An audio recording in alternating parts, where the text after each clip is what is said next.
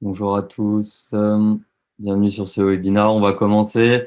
Rapidement, avant d'y aller, vous avez une petite box pour discuter. N'hésitez pas à me faire des commentaires, des blagues, poser vos questions pour qu'on puisse y répondre à la fin. On est parti pour une grosse vingtaine de minutes pour aborder le sujet comment enrichir votre bibliothèque et sa maquette d'objets BIM. J'espère que vous voyez bien mon écran. Ok. Alors, du coup, ce webinaire, il s'inscrit dans une série d'un petit sprint de webinaires dans lequel on aborde un peu les grandes valeurs, les piliers de l'outil OnFly, sur lequel on a commencé les derniers mois sur centraliser, standardiser. Cette fois-ci, on aborde l'enrichissement, qui est la thématique un peu centrale quand même par rapport à tous nos piliers. Tous nos piliers, c'est quand même le point clé et notre valeur ajoutée première. Et puis, on terminera pour ceux qui sont intéressés cet été avec une série de 2 autres webinaires sur l'aspect collaboratif autour de la bibliothèque d'objets et la partie interopérabilité qui est aussi un gros sujet. Voilà, donc on aura peut-être un peu plus le temps cet été d'aborder des sujets un peu de fond et vous serez les bienvenus pour pouvoir participer à ces événements-là. On reviendra vers vous avec, avec les réseaux sociaux. Donc, OnFly, rapidement, comme vous le savez, c'est un outil qui appartient à l'entreprise Bimenco. C'est un logiciel de gestion de contenu. Cet outil-là est aussi disponible pour les fabricants finalement qui ont aussi besoin de structurer leur catalogue produit. Et puis, il permet aussi de venir télécharger, on verra d'ailleurs tout à l'heure, des objets de la plateforme Bimenco, qui est une plateforme publique, ouverte et gratuite pour l'ensemble de la communauté Bimenco. On a aujourd'hui donc cet ensemble de 3 outils qui nous permettent finalement d'englober l'ensemble des besoins en termes d'objets génériques et d'objets fabricants, de la bibliothèque d'objets privés pour votre entreprise, pour vos projets sur OnFly, à la bibliothèque d'objets publics sur bimenco.com. Alors, l'enrichissement, la problématique qu'on rencontre actuellement, bien sûr, pour assurer la qualité de l'information, c'est que on est encore aujourd'hui finalement sur une bibliothèque numérique dite isolée, et il faut qu'on passe bien sûr au modèle un peu central, centralisé, collaboratif, sur lequel on a un gap à faire, et on voit que c'est dû à cette problématique d'enrichissement. Comment est-ce qu'aujourd'hui les acteurs enrichissent leur maquette? Et ben on va regarder au travers des slides, au travers de quelques slides, comment est-ce que autour de quelques cas d'usage, on peut enrichir.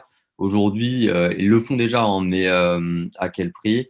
Il y a, il y a énormément d'entreprises qui considèrent que les données sont pas fiables dans le modèle, qu'ils reçoivent des autres acteurs. Donc, on va venir ajouter une couche de son entreprise pour être sûr qu'on n'a pas de problèmes et d'erreurs qui sont mises à l'intérieur. Donc, ça implique 2 choses, hein. Les ressaisies, déjà. On a donc besoin de ressaisir toutes les données qu'on va utiliser pour ces métiers dans son entreprise. Et puis aussi et surtout, ça requiert une fiabilité des process d'échange. Donc, comment est-ce que les entreprises font aujourd'hui pour faire cet enrichissement-là? C'est encore très manuel, hein. On a beaucoup d'acteurs qui prennent la maquette et viennent ajouter à la main paramètre après paramètre, valeur de propriété après valeur de propriété, les différents éléments qu'ils ont besoin sur les performances des objets, sur les informations d'identification de la maquette, sur notamment les longueurs, etc. Et puis, on a une adaptation régulière des objets en fonction de l'avancement du projet. Donc, on va avoir cette idée d'évolution du modèle qui reste un point clé. On a souvent quand même sur les projets 2 niveaux de détail. Le problème, c'est que ça se fait aussi à la main, c'est-à-dire qu'on vient remplacer les modèles un par un. Donc, il n'y a pas d'automatismes qui sont faits. Et d'ailleurs, les automatismes ne fonctionnent pas vraiment. C'est très compliqué avec les points d'insertion, etc., d'automatiser les changements quand on parle de modèle 3D. Donc enrichir, oui, mais bien sûr en respectant l'unicité de la donnée tout au long du cycle de vie, parce que finalement, si on a une donnée unique et transversale, on crée de la fiabilité. Et puis, ça nous permet de capitaliser d'une phase à une autre.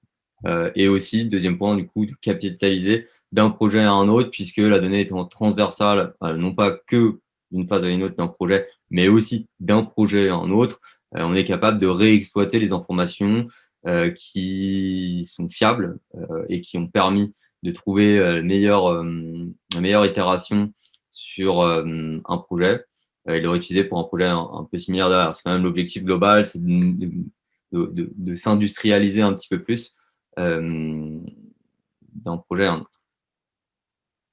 Donc, une bonne maquette numérique est une base de données susceptible de nous donner des informations fiables et exploitables tout au long du cycle de vie d'un ouvrage. Cette citation, on l'aime beaucoup chez nous, puisque c'est vrai que la maquette numérique, pour nous, on la considère déjà comme une base de données.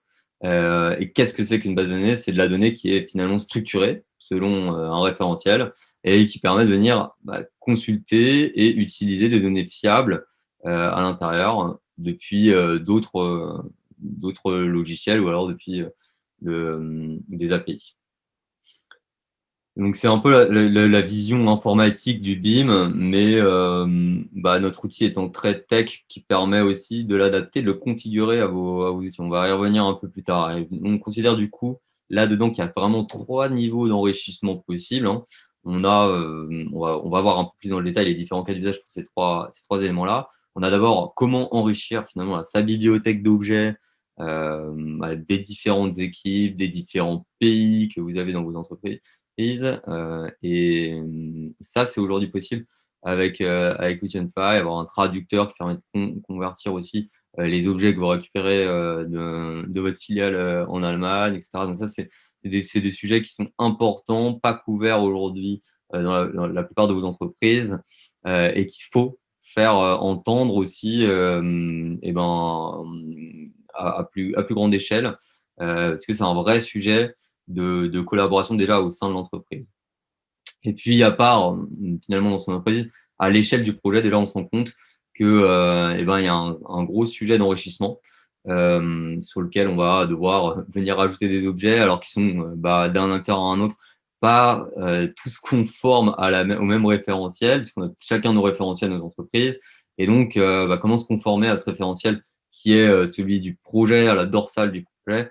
C'est un vrai sujet qui est peut-être parfois même plus compliqué que celui d'entreprise, surtout qu'on a une inertie qui est moins longue, on a une deadline plus proche et puis des enjeux qui sont pas partagés puisque on est chacun un peu dans nos coins sur le projet. Donc, il faut avoir une volonté aussi de la maîtrise d'ouvrage et lui faire comprendre un peu l'intérêt d'avoir une maquette qui puisse être enrichie de façon fiable et harmonisée.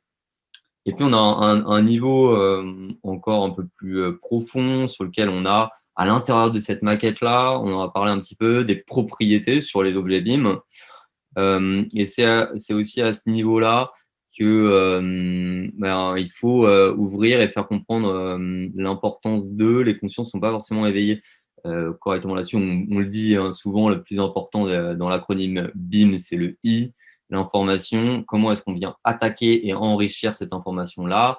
Il faut qu'elle soit structurée et surtout partagée d'une porte à une autre. Il faut que les informations soient les mêmes pour qu'on n'ait pas des actions manuelles, on en aura encore pendant un petit bout de temps, je pense, mais qu'on en ait le moins possible. Il faut qu'on puisse éditer assez facilement des séries d'objets de la même catégorie. Et donc, il faut qu'on puisse définir une structure de données commune à chaque catégorie de produits ou d'objets. Donc voilà, on l'a dit, hein, les deux enjeux, hein, c'est quand même structurer pour mieux harmoniser et puis derrière standardiser. Je ne vais pas passer beaucoup de temps. Si on rentre un peu plus dans le détail sur les trois cas d'usage hein, sur l'enrichissement, on va retrouver du coup en 1 l'enrichissement de la bibliothèque d'objets. L'idée est de partir finalement d'un projet A, puis d'un projet B, et de le faire de façon agile, un enrichissement de la bibliothèque centralisée. et de ne pas perdre des informations dans un template projet, de vraiment garder cette vision centralisée via un enrichissement bien défini dans un process entreprise. Donc, il faut garder cette dynamique-là pour finalement que les gens aient confiance aussi en ces bibliothèques d'objets, parce que sinon, s'ils ne retrouvent pas une fois un objet, ils vont dire tant pis, en fait, cet élément-là n'est pas fiable. Donc souvent, ce qu'on retrouve, c'est une personne un peu référente, on appelle ça d'ailleurs un référent BIM, qui va être le garant des outils BIM dans l'entreprise, mais aussi de cette fameuse bibliothèque qui permet de créer de la confiance entre les différentes équipes et au sein du référentiel, l'application du référentiel. Une fois qu'on a cette confiance-là, on va commencer à réutiliser l'objet et documenter sa maquette automatiquement. Donc, on va récupérer les informations qui sont clés par rapport à notre métier. Et une fois qu'elles y sont mises, il est possible que finalement, depuis la bibliothèque, le fameux référent puisse les mettre à jour. Et donc, automatiquement, ce qui est essentiel aussi, c'est de pouvoir récupérer ces mises à jour-là. Donc, le premier cas d'usage, avec OnFly, on a en fait un petit workflow de 3 étapes sur lequel on propose de récupérer toute la bibliothèque d'objets publics bimenco.com, sur lequel on va avoir un accès automatique depuis OnFly et une visibilité des objets en conformité à votre référentiel. C'est-à-dire, automatiquement, on va visualiser les objets qui ne vous appartiennent pas selon le référentiel que vous aurez défini au préalable dans votre outil. C'est essentiel. Finalement, quand on utilise une bibliothèque d'objets publics, il en existe de nombreuses sur le marché. Aujourd'hui, elles sont conformes aux exigences des fabricants, oui, mais il faut qu'elles soient conformes, en plus des exigences des fabricants, sur leurs produits, à vos exigences à vous et à votre nomenclature, votre façon de vous exprimer. Une fois qu'on a accès à cette bibliothèque-là, ce qui est aussi important, c'est de pouvoir rechercher et travailler ces objets très rapidement, de pouvoir les récupérer avec un outil de recherche fiable. Et si cet objet correspond bien à vos attentes, pouvoir aussi l'ajouter à votre bibliothèque d'objets privés pour pouvoir, à la limite, l'enrichir, lui donner un peu plus de contexte spécifique par rapport à votre entreprise et vos besoins. Et puis surtout, le mettre à disposition du reste de vos collaborateurs en interne. La deuxième partie, enrichir sa bibliothèque depuis un logiciel projet.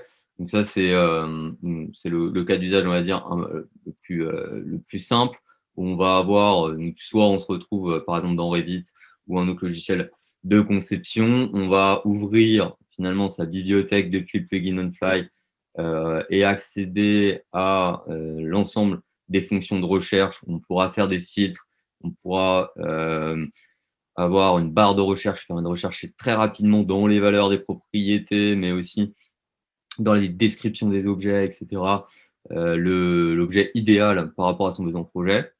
Ou alors, finalement, on va récupérer une série d'objets aussi de la même manière. On n'est pas obligé de télécharger objet par objet. On va récupérer aussi plusieurs objets d'un coup, de les configurer et de pouvoir les récupérer dans son projet. Donc, par exemple, si vous avez un BIM manager sur un projet extérieur à votre entreprise qui vous demande de vous conformer à une convention BIM, sur laquelle on retrouve des paramètres similaires aux vôtres avec des synonymes, etc., et bien vous venez dans l'outil, déposer en drag and drop cette convention de nommage sous forme de fichier de paramètres partagés, la connecter à votre bibliothèque d'objets, donc faire des équivalences entre les différents paramètres, et automatiquement, ça permettra au BIM Manager de visualiser grâce à votre outil OnFly l'ensemble des propriétés selon son référentiel à lui. Et donc là, on vient passer au niveau supérieur sur la partie collaboration, puisque chacun peut finalement le comprendre, visualiser les objets du projet selon sa convention de nommage ou sa charte entreprise interne.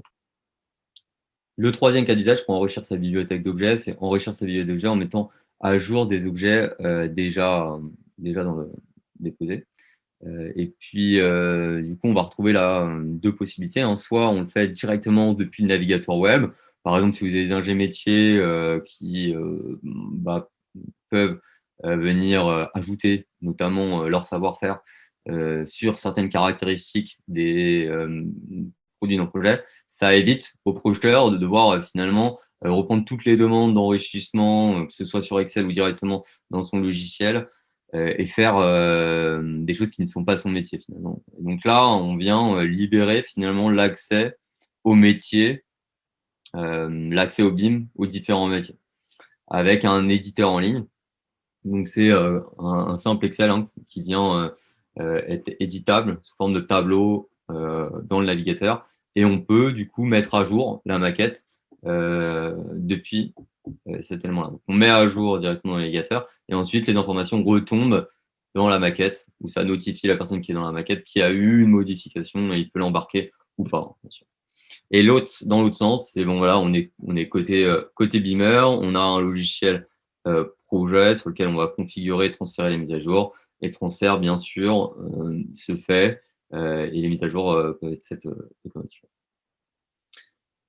La deuxième cas d'usage, enrichir la maquette numérique à partir d'un projet qu'on a ici en fonction de chaque besoin. Des spécificités qui vont être perçues d'un projet à un autre, mais aussi d'un acteur à un autre et d'une catégorie d'objet à un autre. Et donc, l'idée est de pouvoir packager l'ensemble des propriétés pour l'ensemble de ces différents besoins autour de ce même objet-là et d'ajouter un peu sous forme de tag des classements, des catégorisations de l'information. Donc, par exemple, oui, OK, on va avoir un objet qui est disponible et transversal à l'ensemble des projets, à l'ensemble des acteurs, mais en arrivant en tant qu'acteur B, je ne dois avoir sur ces objets que les informations qui sont taguées B, en quelque sorte. Donc, on va avoir la possibilité de venir taguer les éléments géométriques, les éléments informatifs, donc la partie data, mais aussi les documentations. Donc, tout ça, on va venir enrichir l'objet, mais quand on récupère l'objet, l'idéal, on va le voir dans deux cas d'usage, c'est quand même de ne pas reprendre tous les éléments dans son projet, mais de reprendre juste le nécessaire pour son métier, et que la personne qui vient collaborer derrière sur le même élément que moi, il puisse venir récupérer d'autres informations qui n'auraient pas été pertinentes pour mon métier, mais qui le sont pour elle, en quelque sorte. Et c'est là où finalement on fait le gap entre passer d'une maquette isolée à une maquette centralisée. On gagne aussi de la confiance sur la maquette avec un enrichissement sain de projet de la bibliothèque. Puisque la bibliothèque est devenue un élément fiable, les gens vont venir enrichir leur maquette, et ça va venir mettre un peu d'huile sur le rouage, sur lequel on va retrouver très facilement des utilisateurs qui vont même partager l'accès au plugin à des partenaires projets, pour qu'on puisse venir collaborer au sein d'une bibliothèque non plus entreprise, mais une bibliothèque aussi dédiée à son projet. Voilà, et pour terminer, l'enrichissement de la maquette et la mise à jour des objets est très important, parce que, OK, on récupère un objet à un instant T, mais ce qui est essentiel aussi, c'est de pouvoir récupérer les modifications qui sont faites en cours de route. On parlait des ingénieurs métiers, etc. On a aussi, par exemple, sur la bibliothèque fabricant, des éléments qui vont être changeants, et on est assez friand de pouvoir garder cette capacité d'adaptation avec un modèle qui est flexible et qui évolutif. Mais pour ça, on ne peut pas non plus prendre en compte toutes les modifications qui sont passées. Notamment si je prends un projet qui est déjà en phase d'exploitation et qu'on me dit que le luminaire du deuxième étage, dans le couloir du deuxième étage, n'est plus valide, et moi, je vais quand même vouloir garder cette référence qui est obsolète. Donc, c'est pour ça que nous, on fonctionne par notification. Donc, en fait, on notifie les personnes qui sont honneurs sur la maquette, et ces responsables vont pouvoir regarder les modifications qui sont faites, les prendre en compte ou pas. Mais ce qui est intéressant aussi, c'est pour ce même cas d'usage, là, restons sur la partie exploitation, la personne qui sera en charge de changer ce luminaire, elle pourra venir récupérer alors soit la référence du fabricant qui est en place, soit une référence qui correspond à cet élément-là. Et de la même façon pour l'objet générique, si la proposition de l'archi ne passe pas pour faire une RT 2020, le thermicien va pouvoir faire des propositions d'amélioration qui vont être notifiées auprès de l'architecte, et on a une mise à jour de la maquette qui se fait. On aime bien le terme semi-automatique, c'est-à-dire on ne vend pas le concept de l'automatisation, on n'y croit pas réellement. On pense plus à quelque chose quand même de semi-automatique, c'est-à-dire ok, je prends en compte, mais par contre je ne vais pas faire de tâches récurrentes qui me font faire des erreurs et sur lesquelles on va avoir des personnes qui doivent passer des heures et des heures pour mettre à jour l'objet. La partie semi-automatique, le seul point sur lequel il faut être vigilant, c'est que du coup, on a quand même une action manuelle, et donc on est dépendant dans le process, dans le workflow, d'une personne qui peut être de temps en temps goulot d'étranglement. C'est pour ça que nous, on pousse une notification qui arrive via mail, mais aussi directement dans la maquette. C'est-à-dire, dès que j'ouvre mon Revit, paf, je vois une petite notification. Attention, vous avez 10 objets qui ont été mis à jour. Voilà, donc pour conclure, les bénéfices du BIM, pour nous, ils ne sont pas encore atteints sur la plupart des projets. Et on se bat vraiment au quotidien, nous, pour faire comprendre que quand on entend les normes n'existent pas et il manque des outils d'interopérabilité entre les différents éléments, non, il y a des outils d'enrichissement qui existent comme le nôtre. Et OnFly permet finalement de capitaliser, de gagner du temps, mais aussi de fiabiliser et de gagner en qualité. Voilà. Donc, sur les différents cas d'usage qu'on a vus, nous, on a donc la possibilité de vous faire des petites démos pour rentrer un peu plus dans le détail si vous avez des questions ou des besoins spécifiques. Mais si vous le souhaitez, on peut d'ores et déjà attaquer des discussions. Il nous reste un tout petit peu de temps pour discuter autour de quelques questions. Alors, je ne sais pas si je vais réussir à ouvrir la boîte à questions. Et en attendant, je vais ouvrir aussi un petit questionnaire. Donc, si vous êtes intéressé par les différents cas d'usage autour de l'enrichissement, je vous ouvre un petit vote. Laissez-nous savoir, on vous enverra soit des vidéos sur les différents cas d'usage qu'on vient d'exposer, une petite vidéo qu'on a réalisée, ou alors si vous voulez vraiment rentrer plus dans le détail, on vous recontactera et on vous donnera accès à notre outil ou à une démo spécifique avec un expert qui pourra rentrer dans le détail, tant sur l'enrichissement et la structuration de vos objets de façon semi-automatique, mais aussi sur les cas d'usage d'enrichissement qu'on vient de voir, qui sont pour moi très importants. Voilà, donc je vais prendre les quelques questions. Alors, est-ce que il est possible d'enrichir un fichier IFC? Alors, avec OnFly, en fait, pour l'instant, on fonctionne comment? On a finalement des plugins qui sont dans les logiciels de conception. Donc, ça permet on a effectivement un outil centralisé, mais en fonction des différents logiciels qu'on a aujourd'hui dans l'entreprise, il faut aussi fonctionner de manière décentralisée avec des applicatifs métiers. Donc, on peut retrouver en automatique dans des logiciels de métiers l'accès à des bibliothèques fabricants, comme par exemple dans ElecCalc, pour faire des calculs d'électricité. Mais on va aussi pouvoir récupérer effectivement depuis des logiciels de Visionnez IFC sa bibliothèque d'objets. Notamment, par exemple, avec BIM Data, où on va avoir la possibilité de récupérer une couche supérieure, sur laquelle, par exemple, dans l'IFC, on a perdu des informations. Et effectivement, oui, il faut récupérer et pouvoir l'enrichir, cet IFC-là. On ne va pas enrichir définitivement l'IFC, mais on vient rajouter une couche supérieure à l'IFC en ramenant des données pour venir collaborer sur cette visionneuse d'IFC-là. Donc oui, ça se fait en collaboration avec les éditeurs de visionneuse IFC.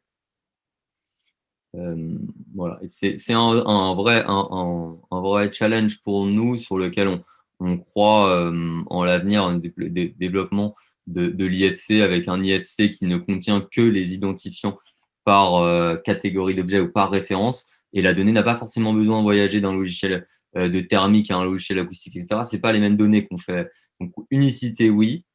Centralisation, oui, mais d'un logiciel à un autre, on n'a pas besoin forcément des mêmes données. Donc, il faut pouvoir, à un moment, réagripper pour pouvoir enrichir les données qui n'étaient pas au préalable dans la maquette. Et puis, celles qu'on va utiliser pour faire sa RT20, sa RE20, pardon, que je disais tout à l'heure, elles n'ont pas besoin aussi forcément toutes de retourner dans la maquette centralisée. Donc, c'est pour ça que c'est très intéressant de pouvoir regarder quels sont les paramètres, les propriétés qui vont être nécessaires dans chaque logiciel pour que via l'API ou les plugins, on puisse récupérer automatiquement ces éléments-là.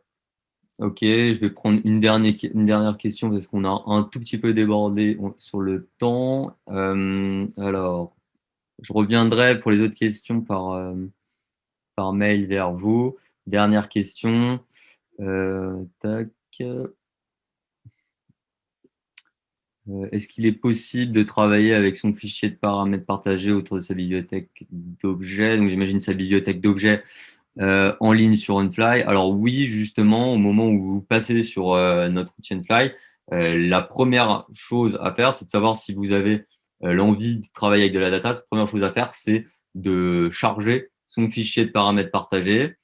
Et une fois qu'on a fait ça, on peut le maintenir directement, le maintenir à jour directement en ligne, pardon.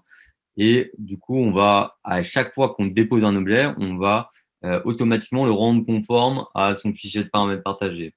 Ce qui est bien, c'est que quand on va éditer un paramètre dans son fichier de paramètres partagés, c'est fini. On n'a plus besoin d'aller les mettre à jour dans chaque objet de sa bibliothèque d'objets. Tout se met automatiquement à jour dans sa bibliothèque. Donc ça, c'est un vrai gain de temps aussi pour la personne qui est là pour maintenir à jour la bibliothèque d'objets. Fini l'ouverture de tous les objets un par un. On prend l'ensemble des fichiers de paramètres partagés, on n'en fait qu'un seul en ligne, et là, on vient rendre l'ensemble des familles, des éléments conformes à ce fichier de paramètres partagés. Voilà, si vous avez besoin de plus d'infos, je vous invite à revenir vers moi. Il y a une adresse mail du coup qui s'affiche à l'écran et je vais mettre juste un petit sondage pour finir avant de partir. Si vous pouvez cliquer pour savoir comment vous avez trouvé ce webinaire. Si c'était nul, n'hésitez pas à le dire. L'objectif ici, c'est vraiment qu'on puisse s'améliorer d'un webinaire à un autre, pardon, et qu'on puisse comment dire, vous procurer des webinaires plus qualitatifs. On en a 2 autres, du coup, je répète, hein, pendant que vous remplissez qui arrivent. On en a un sur le mois de juillet, avant de partir en vacances, sur la partie collaboration autour de la bibliothèque d'objets, avec notamment des jeux de rôle, des finitions des rôles et des tâches avec des workflows de demande de contenu, de demande de propriété, demande d'objets, etc., qui sont essentiels pour pouvoir avoir une bibliothèque saine et fiable. Et puis pour terminer, on verra au mois d'août un autre aspect de notre outil qui est la brique interopérabilité, sur lequel on vient proposer des fonctionnalités pour résoudre les problèmes d'interopérabilité d'un logiciel à un autre. Je vous remercie de votre attention et je vous souhaite une excellente semaine. Merci d'avoir été présent et je vous dis à très bientôt. Bonne journée à tous.